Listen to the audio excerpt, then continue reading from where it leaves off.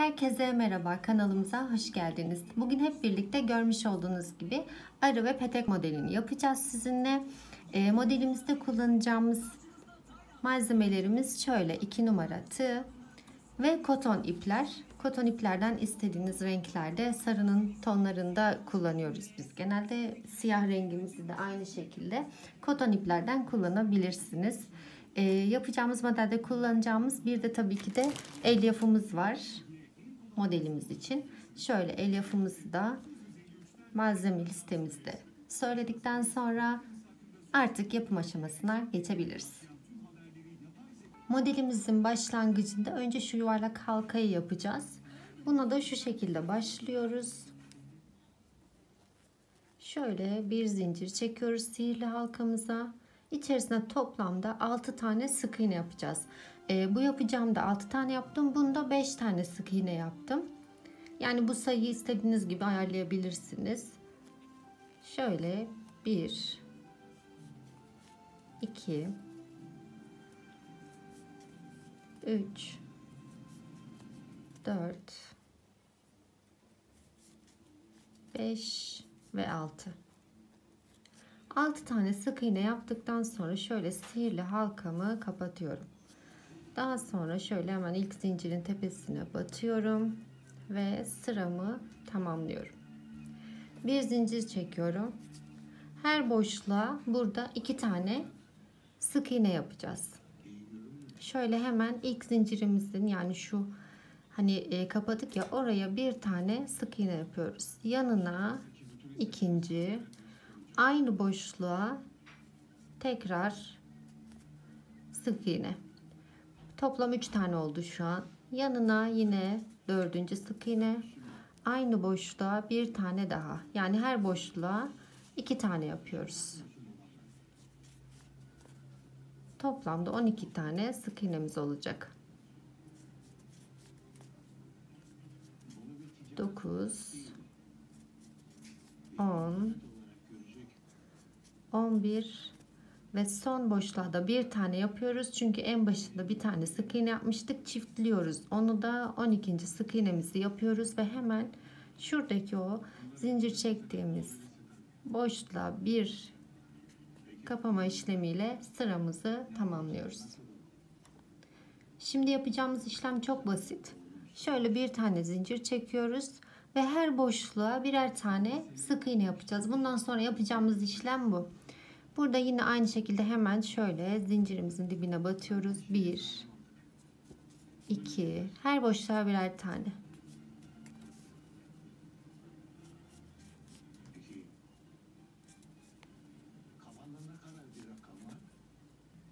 12. sık iğnemizi de yaptık ve sıramızı yine zincirimize batıp kapatıyoruz. Tekrar yine aynı şekilde bir zincir çekiyoruz. Hemen zincirimizin dibine batıp bir sık iğne ve yine aynı şekilde bu her boşluğa birer tane sık iğne yapacağız. Bundan sonra yapacağımız işlem bu. Bunu da istediğimiz ölçüye gelene kadar uzatıyoruz bu şekilde. Şimdi ben yine aynı şekilde bu sırayı tamamladıktan sonra da yine her boşluğa birer tane sık iğne yapıp bu modeli ilerleteceğim. Şimdi bunu ben biraz ilerleteyim. Daha sonra videomuzda bu ilk olarak şu yuvarlak halkamızı yaptıktan sonra diğer modelimizin başlangıcıyla devam edip ilerletelim. Bu şekilde modelimi ilerlettim. Şimdi şunu yapıyoruz. Burada kapama işlemi yapmıyoruz. Yani şöyle sayayım hatta size. Şurada ilk 6 tane sık iğne yaptığımız yer. Daha sonra çift yapmıştık her boşluğa. Ondan sonra yaptığımız sırayı sayıyorum. Yani yaptığımız sırayı 2, 4, 6, 8, 10.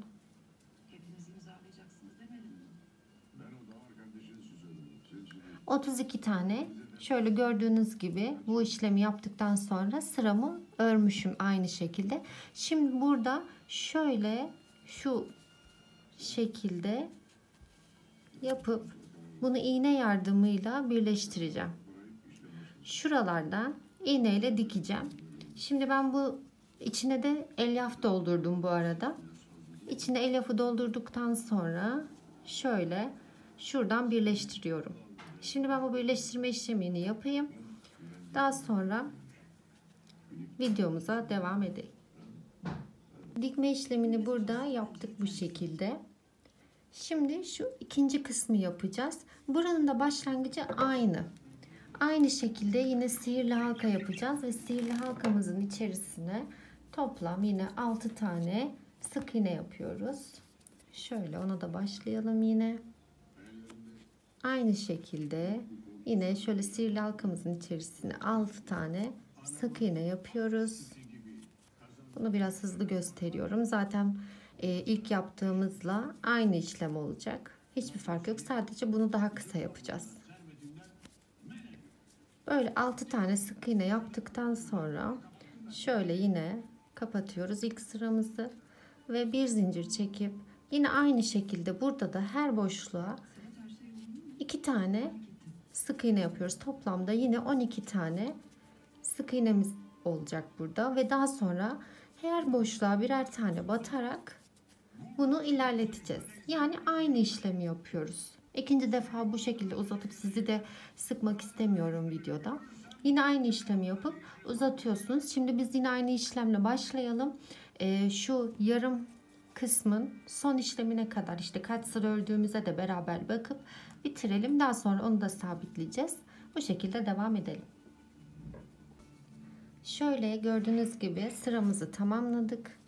Bunu da şöyle yarım yapacağımız için bu ölçü yeterli olacak gibi duruyor zaten. Şimdi sayısına bakarsak yine 6 tane yaptık. Çift battıktan sonra toplamda 2, 4, 19 sıra 12 ilmeğimizi sık iğne şeklinde ilerletmişiz. Şimdi bunu kapatacağız. Şöyle gördüğünüz gibi hemen zincirin dibine batıyoruz. Tabii ki elyafımızı dolduruyoruz.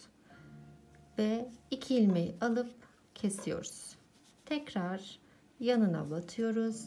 Aynı şekilde tekrar bir yanına daha batıp 2 ilmeği bir alıyoruz. Aynı şekilde yine yanına batıyoruz. Yine bir yanına daha batıp 2 ilmeği bir kesiyoruz. Aynı şekilde yine yanına ve ikinci ilmeğimizi alıp bir kesiyoruz. Bu işlemi böyle bu şekilde yaptıktan sonra bütün ilmekleri bir toplayacağız. Şöyle yine kesme işlemimizi yapalım. Şöyle yine ve son ilmeğimizi de toplayıp bu şekilde kapadık. Hemen ilk zincirimizin tepesine batıyoruz ve kapadık.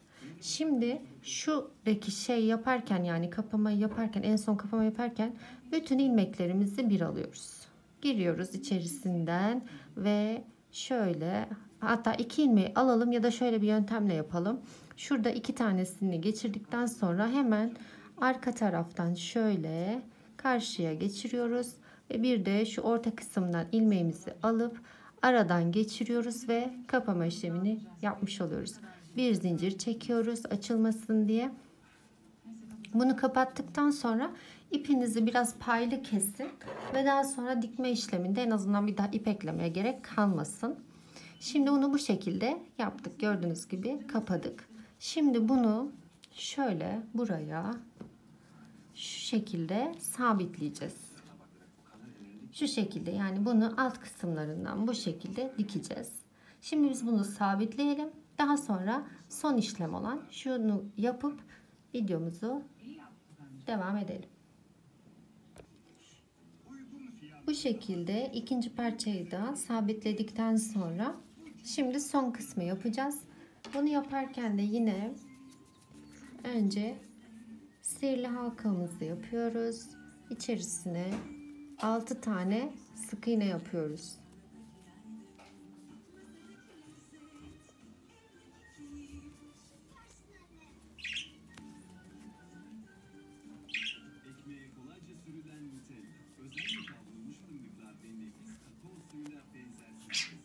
Altı tane sık iğne yaptıktan sonra şöyle ilk zincirimize batıyoruz.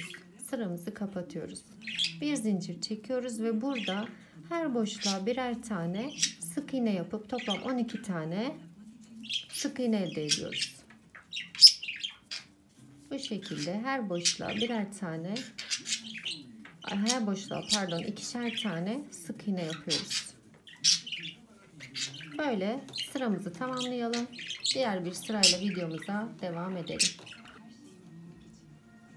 Yine ilk zincirimizin tepesine batıyoruz ve sıramızı tamamlıyoruz. Daha sonra bir zincir çekiyoruz. Hemen zincirimizin dibine bir tane sık iğne yapıyoruz. Arttırma işlemine devam ediyoruz. Yanındaki boşluğa ikişer tane sık iğne yapıyoruz. Daha sonra hemen yanına bir tane tek, bir yanına iki tane sık iğne yapıyoruz. Bu şekilde bir tek, bir çift yaparak bu sıramızı tamamlayalım. İlk zincirimizin tepesine batıp sıramızı tamamlıyoruz. Şimdi burada şöyle tuttuğumuzda ölçüsü zaten hemen hemen istediğimiz boyutta olacak. O yüzden artık arttırma işlemi yapmıyoruz. Şimdi burada yapacağımız işlem her boşluğa birer tane sık iğne yapmak. Bu şekilde birkaç sıra öreceğiz bunu. Şimdi böyle her boşluğa birer tane sık iğne yaparak birkaç sıra örelim. Ben de birazcık öreyim. Daha sonra size kaç sıra ördüğümü de paylaşayım. Şimdi bu şekilde her boşluğa birer tane yaparak birkaç sıra örelim. 3 sıra her boşluğa birer tane sık iğne yaparak bu şekilde ayarladık. Şimdi kesme işlemine başlayacağız. Şöyle olacak o da. Bir tek yapıyoruz. 2 tek yapıyoruz ve 2 boşluktan şöyle ilmeğimizi çıkarıp tek de çıkarıyoruz. Yine aynı şekilde 2 tek yapıyoruz. 1 2 ve yine bir boşluktan ikinci boşluktan şöyle ilmek çıkarıp kesme işlemi yapıyoruz. Bu sırayı da bu şekilde 2 tek bir kesme işlemi yaparak devam edelim.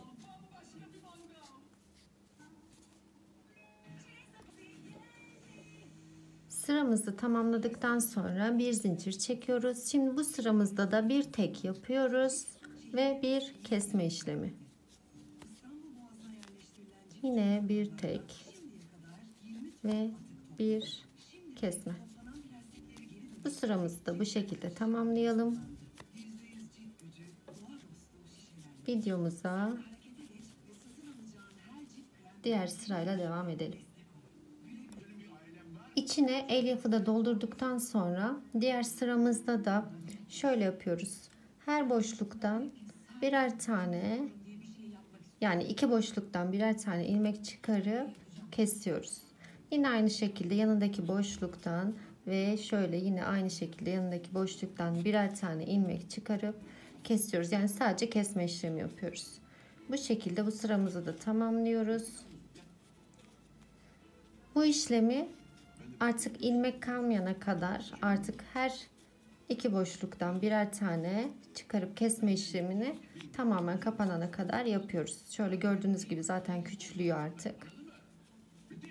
Ve hatta şöyle yapalım, şu son işlemi de yine şuradan bir ilmek çıkarıyoruz.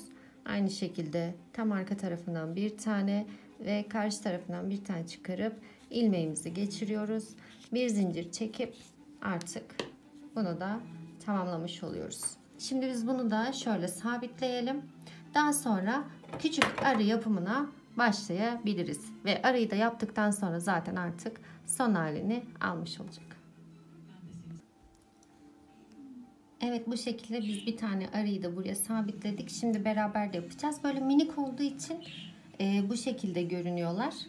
Şimdi arı yaparken şöyle sihirli halkamızın içerisine 6 tane sık iğne yapıyoruz ilk olarak. Şöyle 1, şöyle 2, 3,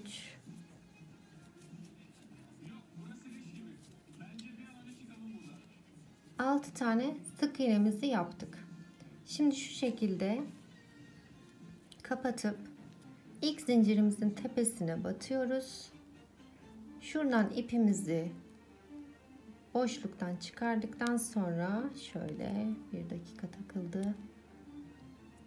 Şuradan şöyle boşluktan çıkardıktan sonra hemen kapamıyoruz. Şöyle yapıyoruz. Siyah ipimizle şu şekilde geçirip sıramızı tamamlıyoruz. Bir zincir çekiyoruz. İkinci sıramıza da şu şekilde başlıyoruz. Bir tane sık iğne ilk boşluğa, ikinci boşluğa 2 tane, hemen yanına bir tane, yanına bir tane daha tek ve yanına bir çift.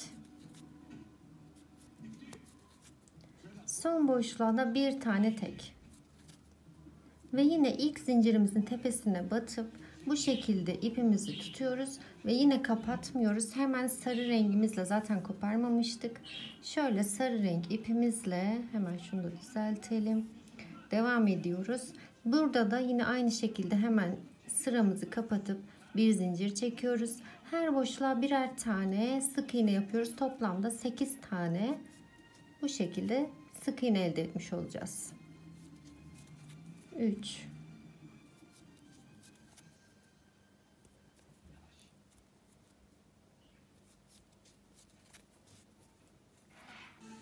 Her boşluğa birer tane sık iğne yaptıktan sonra siyah renk ipimizle yine sıramızı kapatıyoruz. Bir zincir çekiyoruz ve yine aynı şekilde her boşluğa birer tane sık iğne yapıyoruz. 1 2 yine aynı şekilde toplamda 8 tane sık iğnemiz oluyor.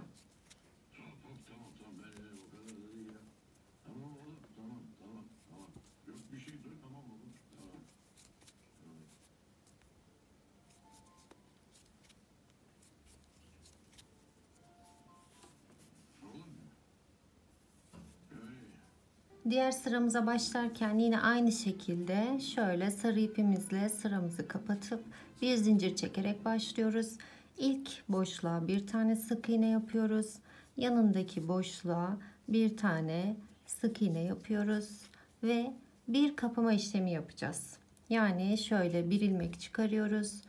Bir ilmek daha çıkarıyoruz ve 2 ilmeği bir alıyoruz. Daha sonra tekrar bir ilmek daha tek örüyoruz. Aynı şekilde bir ilmek daha örüp şurada 2 ilmeği bir alıp kesme işlemi yapıyoruz. Şimdi şuraya şöyle şu siyah ipi kesiyoruz ve çok az bir miktar elyaf dolduracağım içine. Şimdi ben onu içine birazcık elyaf doldurayım ve sıramıza bu şekilde devam edelim. Elyafımızı koyduktan sonra şöyle sıramızı tamamlıyoruz. Ve şurada şöyle yapacağız. Bir arkadan bir şu ortadaki ilmeğimizi ve bir de şu öndeki ilmeğimizi alıp üçünü bir ipimizi geçirip bu şekilde bir tane de zincir çekiyoruz ve işlemimizi tamamlıyoruz. Daha sonra şöyle iğnemize ipimizi geçirdikten sonra şöyle direkt arka kısımdan ipimizi çıkarıyoruz. Şimdi kanatlarını yapacağız. Şöyle bu beklesin ve kanat yapımına artık başlayalım. Kanatları yaparken ben kendimce bir şekil uydurdum. Yani şöyle yaptım. İpi birazcık uzun, iki tarafından da kestim. Daha sonra hemen hemen orta kısmından şöyle biraz bu tarafa paylı, biraz diğer tarafa paylı bırakıp şöyle yapıyorum. Yani bunu siz kendiniz de tabii ki uydurabilirsiniz. Bir zincir çekiyorum. Tekrar bir zincir daha çekiyorum ve ipi şöyle uzatıp bu zincirin içerisine toplam 3 tane trabzan yapıyorum. Bu 1 2 ve 3. Bu bir tarafı hemen bir zincir çekip bu tarafı bitiriyorum. Daha sonra şöyle çeviriyorum ve şuradaki uzun olan ipim var ya, bunu elime doluyorum bu sefer. Şuradan tığıma ip doluyorum ve bunu hemen şuradaki yine o aynı boşluğa şöyle trabzan yapıyorum. Bu bir. Yine aynı şekilde aynı boşluğa ikinci trabzan ve aynı boşluğa üçüncü trabzan. Dediğim gibi ben bunu kendimce uydurdum. Siz kendi bildiğiniz bir yöntem varsa yapabilirsiniz. Daha sonra şöyle yapıyoruz. Hemen iğnemize ipi geçiriyoruz. Ve şöyle arkadan ipimizi şöyle orta kısma yanaştırıyoruz.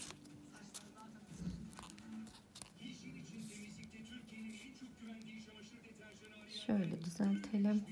Ve daha sonra şu orta kısım var ya, bu orta kısmı şöyle dolayarak küçültüyoruz. Bu şekilde yapıyorum ben. Dediğim gibi siz yine kendi bildiğiniz bir yöntem varsa o şekilde de yapabilirsiniz. Daha sonra bunu hemen şurada orta kısma bu şekilde sabitliyorum. Şimdi ben bunu sabitleyeyim. En son olarak da gözünü yapıp arıyı da artık bitirelim. Bu şekilde sabitledim. Şimdi gözleri yapacağım. Gözleri yaparken de iğneme siyah ipimi geçirdim. Ve şu şekilde hemen şu orta kısmın çok azıcık yanından şöyle iğnemle çıkarıyorum. Daha sonra şöyle şu kısımdan hemen karşıdan iğnemi çıkarıyorum tekrar. Şöyle ve şuradan da bunu geçiriyorum.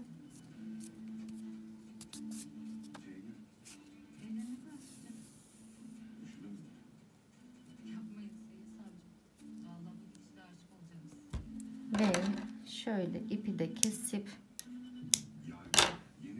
gözleri de yapmış olduk.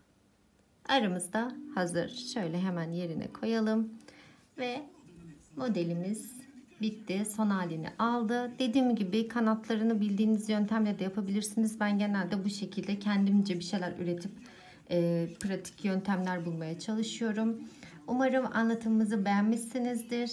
Bize sormak istediğiniz ya da videosunu çekmemizi istediğiniz modeller varsa yorum kısmından bizimle paylaşabilirsiniz. Görüşlerinizi bizimle paylaşırsanız çok mutlu oluruz videolarımızla ilgili. Umarım anlatımımızı beğenmişsinizdir. Tekrar yeni bir videoda, yeni bir modelde görüşmek üzere. Hoşça kalın.